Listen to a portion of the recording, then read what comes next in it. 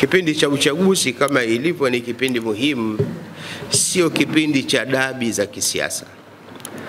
Tukichukulia dabi za kimichezo tukazihamishia kwenye dabi za kisiasa ambazo zinaweza kumfanya kila mtu aseme chochote anachojisikia kwa lengo la kumkera mwingine, na mwingine akawa tayari kusema chochote kwa ajili ya kumjibu mwenziwe, na hata yule ambaye hayumo katika kugombea akaamua kuchochea ama wagombea ama vyama kwa kutoa taarifa zisizo rasmi au zisizo njema ambazo zinaweza kwenda kinyume na msingi wa waraka tunaotoa, ambao msingi wake mkuu ni nasaha, kama vile kususia uchaguzi, kufanya vurugu wakati wa uchaguzi, kuvuruga amani. Katika kipindi hicho tunasema waraka wetu unawalenga wote tuliowataja, kwamba uhakikishe sote kwa pamoja tunaingia katika uchaguzi katika kuzingatia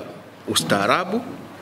Ustaarabu ni kwa vyama, kwa wagombea, katika kujidadi kwao, katika watu kuwasifia wagombea wao, wawe na ustaarabu, watamke, watumie lugha zilizo njema ambazo zinaweza zikajenga mahusiano mazuri, lakini pia zikajenga hoja unachotaka kukisema bila ya kutumia lugha ya matusi.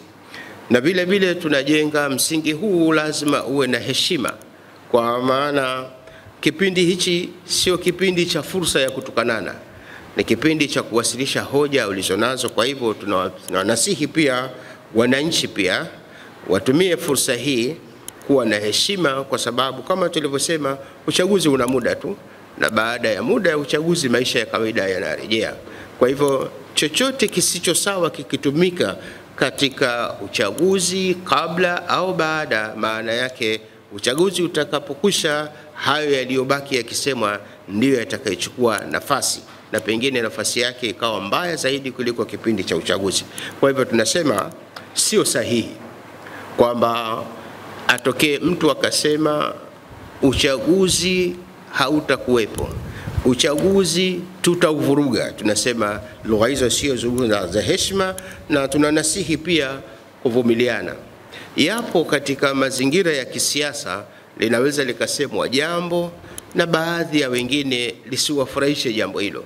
Katika uyaendea hayo tunahitaji msingi mkubwa wa kuvumiliana na kuvumilia yote yatakayosemwa katika kipindi hicho cha uchaguzi, na hasa kipindi cha kampeni.